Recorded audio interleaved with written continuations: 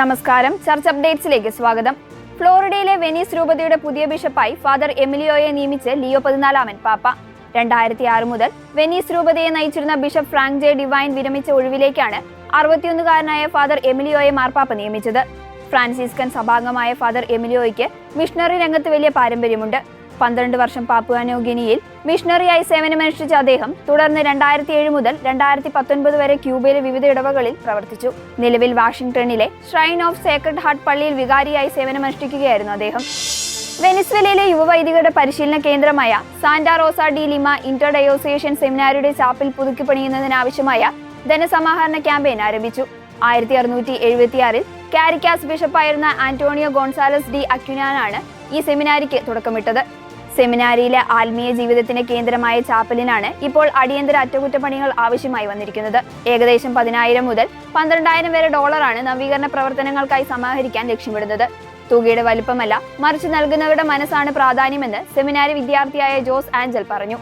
സാധാരണക്കാർക്കൊപ്പം തന്നെ സ്വകാര്യ കമ്പനികളും ഈ പുണ്യപ്രവൃത്തിയിൽ പങ്കാളികളാകുമെന്ന് അവർ പ്രത്യാശിക്കുന്നു.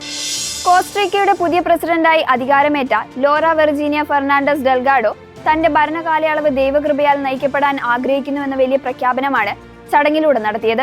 ഭരണത്തിന്റെ ഔദ്യോഗിക അടയാളമായ പ്രസിഡൻഷ്യൽ സാഷ മാതാവിന് മുന്നിൽ അർപ്പിച്ചു നടത്തിയ ഈ സമർപ്പണം അന്താരാഷ്ട്ര തലത്തിൽ ശ്രദ്ധ നേടിയിരിക്കുകയാണ്.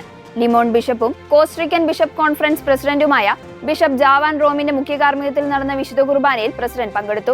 ഒരു ഭരണാധികാരി എടുക്കുന്ന തീരുമാനങ്ങൾ കേവലം വ്യക്തിപരമായ കരുത്തിൽ മാത്രമാകരുത്, മറിച്ച് അത് ദൈവഹിതത്തിനും നന്മയ്ക്കും നിരക്കുന്നതാകണമെന്നും ഉറച്ച ബോധ്യമാണ് ലോറ ഫെർണാണ്ടസ് പങ്കുവച്ചത്. മെയ് 13 ഫാത്തിമ മാതാവിന്റെ തിരുനാളിനോടനുബന്ധിച്ച് നടന്ന ജപമാല പ്രാർത്ഥനയിലും മെഴുകുതിരി പ്രദക്ഷിണത്തിലും പങ്കെടുക്കാൻ ലോകത്തിന്റെ വിവിധ കോണുകളിൽ നിന്നായി ആയിരക്കണക്കിന് വിശ്വാസികൾ ഒഴുകിയെത്തി. തിരുനാൾ ദിനത്തിലെ വിശുദ്ധ കുർബാനയ്ക്ക് ലിസ്ബൺ പാത്രിയാർക്കീസ് ആർച്ച് ബിഷപ്പ് ബ്രൂയ മാനുവൽ സൗസ വലേറിയോ മുഖ്യകാർമ്മികത്വം വഹിച്ചു. ഫാത്തിമയിലേക്കുള്ള തീർത്ഥാടനം ഇവിടെ അവസാനിക്കുന്നില്ല എന്നും ഇതൊരു പുതിയ തുടക്കമാണെന്നും അദ്ദേഹം തന്റെ സന്ദേശത്തിൽ ഓർമ്മിപ്പിച്ചു. ഫാത്തിമയിൽ നിന്നും ലഭിക്കുന്ന പ്രാർത്ഥനയുടെയും നിശബ്ദതയുടെയും അനുഭവം നമ്മുടെ വീടുകളിലേക്കും ജോലിസ്ഥലങ്ങളിലേക്കും വിദ്യാലയങ്ങളിലേക്കും എത്തിക്കണമെന്നും അദ്ദേഹം ആഹ്വാനം ചെയ്തു. കഴിഞ്ഞ വർഷം 4.5 ലക്ഷത്തിലധികം ആളുകളാണ് ഫാത്തിമയിലെത്തിയത്. പാകിസ്ഥാനിലെ ന്യൂനപക്ഷമായ ക്രിസ്ത്യൻ വിഭാഗത്തിൽപ്പെട്ടവർ നേരിടുന്ന കടുത്ത മനുഷ്യാവകാശ ലംഘനങ്ങളെക്കുറിച്ചുള്ള ഞെട്ടിക്കുന്ന വിവരങ്ങളാണ് പുറത്തുവരുന്നത്. അപകടകരമായ അഴുക്കുചാൽ ശുചീകരണ ജോലികളിൽ ബഹുഭൂരിപക്ഷവും ക്രിസ്ത്യാനികളാണെന്നും അവർക്ക് അടിസ്ഥാന സുരക്ഷാ ഉപകരണങ്ങൾ പോലും നൽകുന്നില്ല എന്നുമാണ് റിപ്പോർട്ട്. മെയ് 7 ഫൈസലാബാദിൽ 7.5 മീറ്റർ ആഴമുള്ള അഴുക്കുചാൽ പൈപ്പിനുള്ളിൽ വിഷവാതകം ശ്വസിച്ച ഷബീർ മസിഹി എന്ന 33-കാരൻ കൊല്ലപ്പെട്ടു.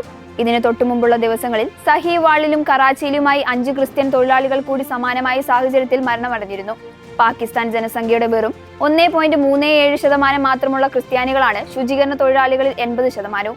അപകടകരമായ ഈ ജോലികൾക്കായി പലപ്പോഴും ക്രിസ്ത്യാനികൾക്ക് മാത്രമെന്ന പരസ്യങ്ങൾ പോലും നൽകാറുണ്ടെന്ന് മനുഷ്യാവകാശ പ്രവർത്തകർ ചൂണ്ടിക്കാട്ടുന്നു. ഇതോടെ ചർച്ച് അപ്ഡേറ്റ്സ് പൂർണ്ണമാകുന്നു. നന്ദി.